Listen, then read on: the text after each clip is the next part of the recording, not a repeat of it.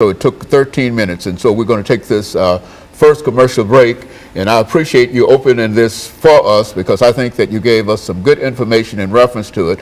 But when we come back, what I want you to do is to pick up at the point where I literally lost my consciousness, my pulse, and my heartbeat, and some of the activities that only you were able to see because everybody else was rushing around. And we'll be back with you following this very, very short commercial break.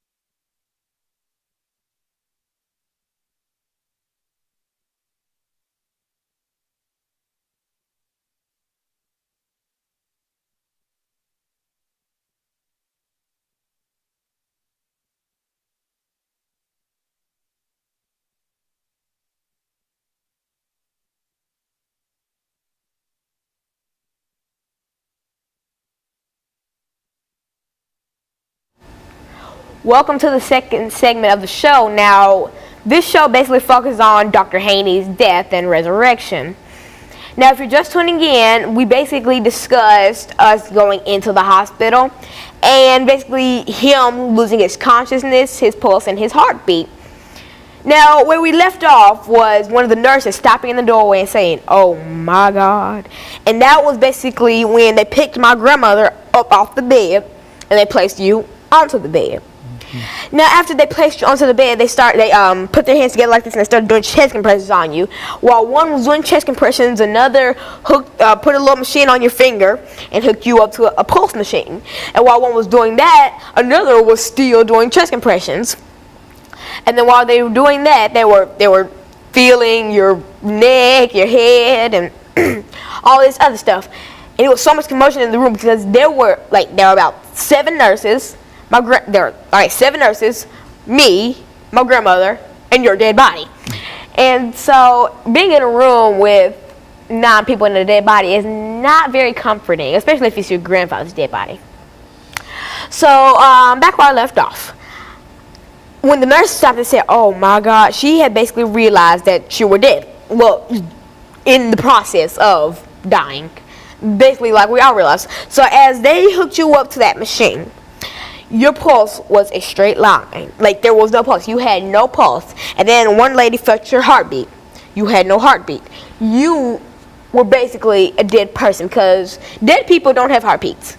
Dead people don't have pulse. And dead people don't have consciousness. They're dead. That's the whole point of being dead. You don't live.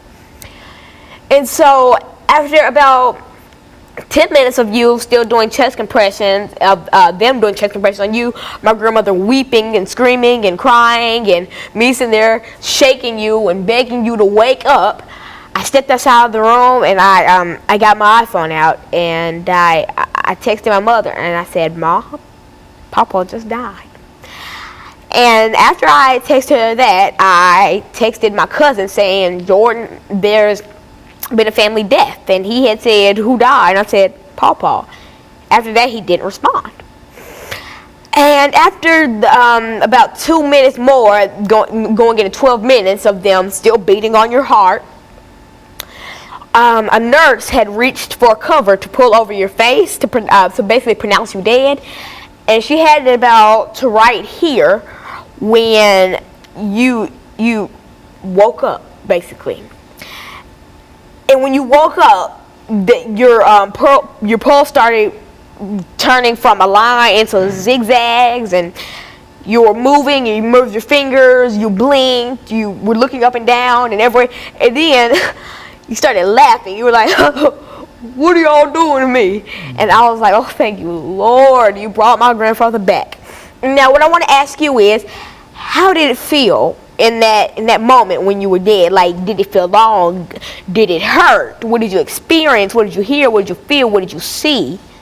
Alana, it's almost impossible for me to really get my mind around this experience, because it was both a physical experience, and I think it was witnessed as a physical experience by all of you in the hospital at the time.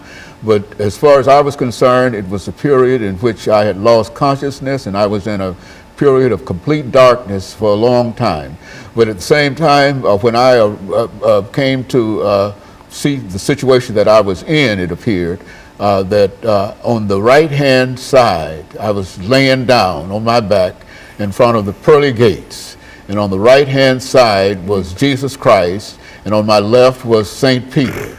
And it appears that from what I was able to later reconstruct through my own consciousness, it appears that Peter had called me up in the sense that he had the responsibility of calling people out of life into death. And now, I know that might sound strange and all of these images and etc., but nevertheless, that was the experience that I had been called up. And another thing that was very, very peculiar to the situation is that while he had called me up, it seems that I was experiencing what might be considered the everyman experience of death, because I was in front of the pearly gates on my back with Peter on my left and Christ on my right, and Peter reading what I considered to be for a long time an obituary of me.